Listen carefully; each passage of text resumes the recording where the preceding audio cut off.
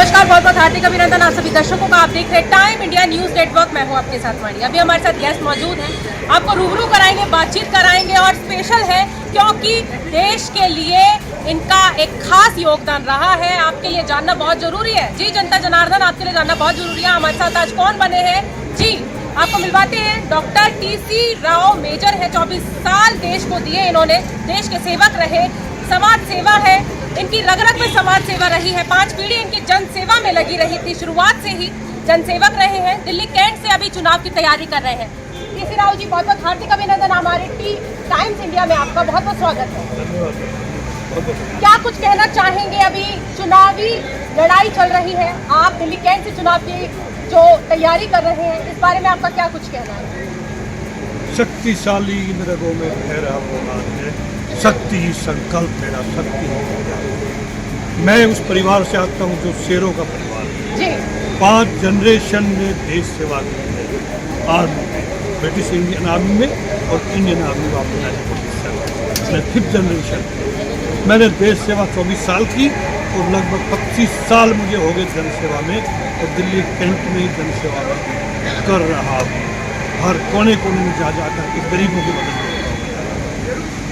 अभी जो चुनावी रणनीति चल रही है, चुनावी लहर चल रही है, पूरे विधानसभाओं में हम देख रहे हैं। द्वारका विधानसभा को ले लो और बड़े बड़े जो भी क्षेत्र है, सभी में, पूरा दिल्ली में विधानसभा चुनाव की पूरी अच्छी तरीके से लहर है। आपको क्या लग रहा है कि वहाँ दिल्ली के किस ओर है विधानसभा चुनाव में? मैं पहले बताना चाहूँगा, परसों विजय दिवस है, वो डे है जिस दिन पाकिस्तान के 95,000 सैनिकों को भारतीय सेना ने सरेंडर करवाया था। मैं इसलिए जिक्र कर रहा हूँ कि मेरे परिवार के 8 लोग, मेरे पिताजी, मेरे चाचा जी और उनके छोटे भाई, 8 लोग मेरे परिवार से उस युद्ध में हिस्सा लिया था। मेरे लिए बहुत गर्व का दिन है परसों का विजय दिवस। उसके उपलक्ष्य में आप आज मेरा इंटरव्यू ले रहे हैं तो मेरा फकर से सीना चौड़ा हो रखा है कि मैं उस फैमिली से आता हूँ। बात है दिल्ली कैंट की। मुझे 25 साल हो गए यहाँ पे काम करते हुए। मैं अलग अलग ढंग के काम करता हूँ। मेरा फोकस रहता है गरीबों का, मतलब यहाँ पे 3 इंस्टीट्यूशन है जो इस प्रोग्राम के लिए का देखभाल कर रहे हैं। पहला स्टेशन रिपोर्टर जो मिलिट्री अथॉरिटी का है, कंट्रोल बोर्ड और NDMC। यहाँ पे 6 गांव हैं।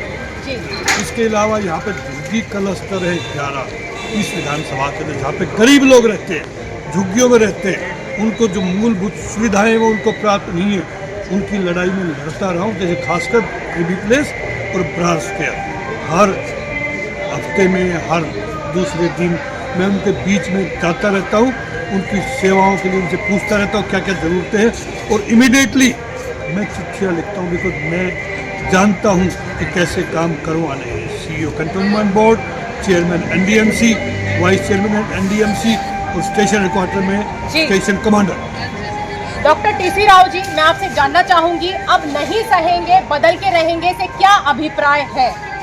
देखो, पिछले 26 साल से भाजपा पावर से बाहर है। हमारे यहाँ पे मुख्यमंत्री मदन लाल खुराना जी, साहेब सिंह वर्मा जी और सुषमा स्वराज जी, 3 मुख्यमंत्री भाजपा ने दिल्ली के अंदर दिए। क्या विकास उस टाइम पे हुआ था। अब पिछले 11-12 साल से, 2013 से मैं कहूँगा, आम आदमी पार्टी ने धोखा दे करके, लोगों को गुमराह करके, लोगों को झूठ बोल करके सत्ता में आए थे। अरविंद केजरीवाल उनके मुखिया हैं, उन्होंने पब्लिक से बहुत बड़े बड़े वादे किए थे, लेकिन बिल्कुल उल्ट कर दिया उसने। इनकम टैक्स पेयर्स का पैसा, मुझे दुख होता है, बिकॉज मैं भी लगभग 1000 करोड़ रुपये हर साल गवर्नमेंट को GST और इनकम टैक्स के लिए देखता हूँ।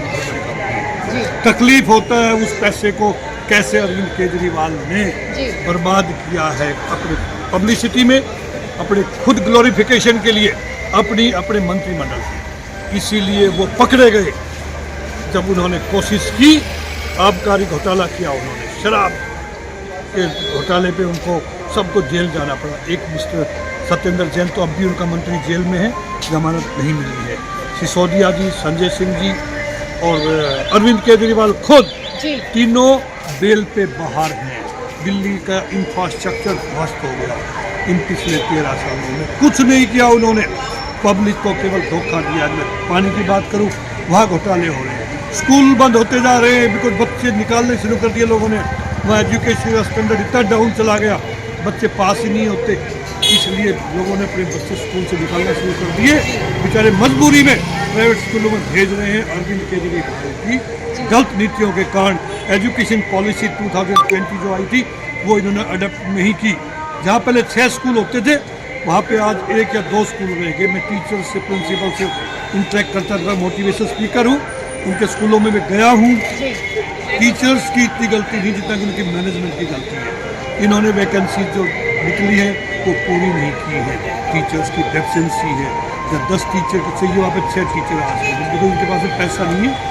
उनको तनख्वाह देने के लिए ये तो एडवर्टीजमेंट में पैसा खर्च कर रहे हैं, ये तो अपने लोगों को एम्प्लॉय करके उनको तनख्वाह देने में पैसा खर्च कर रहे हैं। कितने कंसल्टेंट एडवाइजर जिन्होंने अपने रिश्तेदार, अपनी घरवालियों को, अपने सालों को इस गवर्नमेंट ने अपने वहाँ पे नौकरी दे रखी, लाख लाख रुपए उनको सैलरी दे रहे, तो विकास कहाँ से होंगे? हम चाहते हैं कि दिल्ली के अंदर भी डबल इंजन सरकार आए। क्या विकास टीसी राव जी, ये जो आप नुक्कड़ सभाएं कर रहे हैं, जनसंवाद कर रहे हैं लोगों से, हर क्षेत्र में हो रही है, हर विधानसभा चुनाव की तैयारी इसी से शुरुआत है और इसी पर खत्म है आपकी भाजपा की जो चल रही है, जगह जगह ये नुक्कड़ सभा क्या रंग लाएगी? क्या लोगों को जो है कुछ काम आएगी ये नुक्कड़ सभा आप लोग जो कर रहे हैं जगह जगह?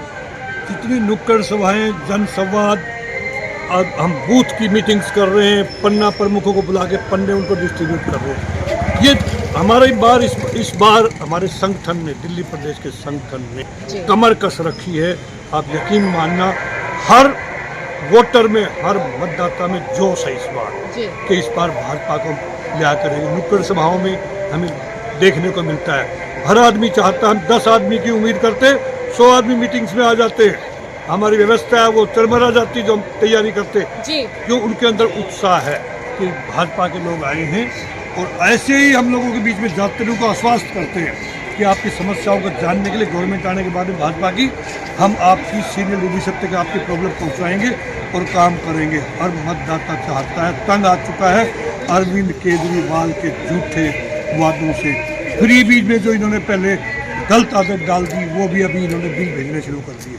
मैं बिजली की बात करूं, पानी पीने लायक पूरी दिल्ली में है ही नहीं। आने दो मई का महीना, देख रहा कैसे तरह मस्ती दिल्ली की। डॉक्टर टीसी राव जी, आपसे एक और सवाल है। बांग्लादेश में जो हिंदुओं पर बर्बरता की जा रही है, आप एक समाज सेवा, जन सेवा की है, अपने देश की सेवा की है, आपकी पोशाक भी बता रही है, वहीं पर आर्मी जैकेट आपकी बता रही है, छलका रही है देश के प्रति जो प्रेम है, और मेजर रहे हैं आप, तो एक बड़ी पोस्ट पर रहे हैं, तो क्या कुछ कहना चाहेंगे? बांग्लादेश में हिंदुओं के प्रति प्रताड़ना जो की जा रही है, बर्बरता जो की जा रही है, उसको आप किस तरह देखते हैं और क्या आपको लगता है?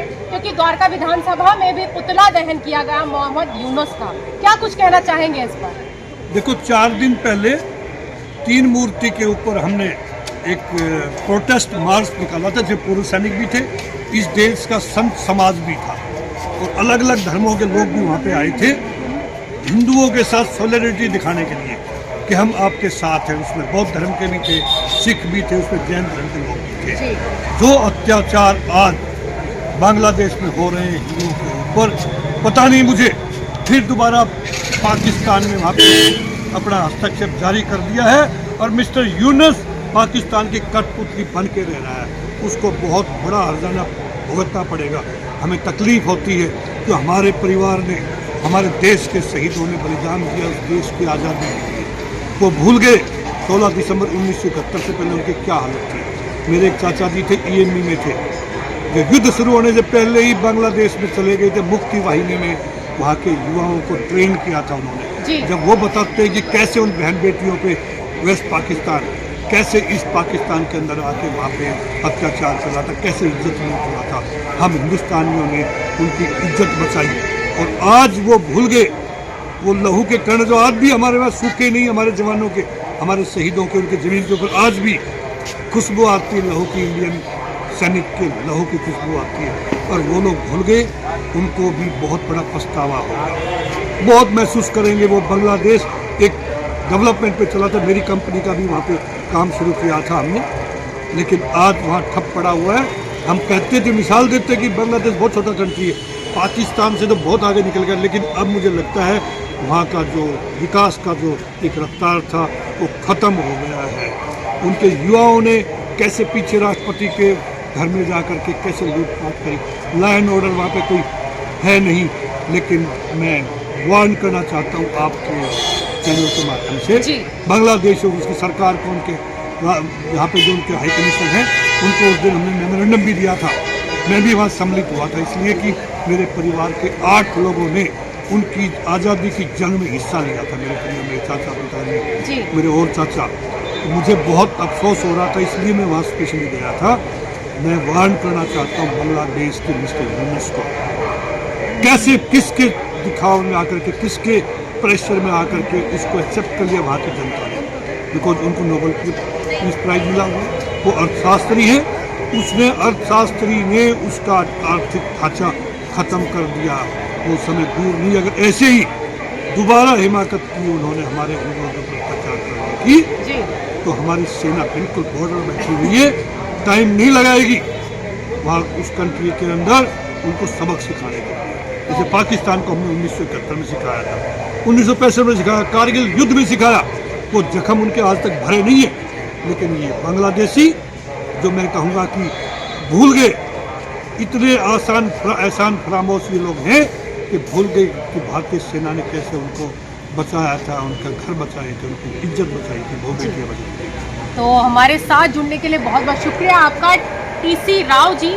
और आपने जो अपनी शब्दावली रखी है चुनाव को लेकर, विधानसभा चुनाव को लेकर, और बांग्लादेश के प्रति जो प्रताड़ना की जा रही है हिंदुओं पर, वो भी, और सारी चीज़ें जो आपने रखी हैं बड़ी ही प्रिसाइजली रख दी हैं। और आपको चुनाव के लिए, आने वाले चुनाव के लिए बहुत बहुत शुभकामनाएं हमारे टाइम इंडिया टीवी की तरफ से भी, और हमारे साथ जुड़ने के लिए भी बहुत बहुत शुक्रिया।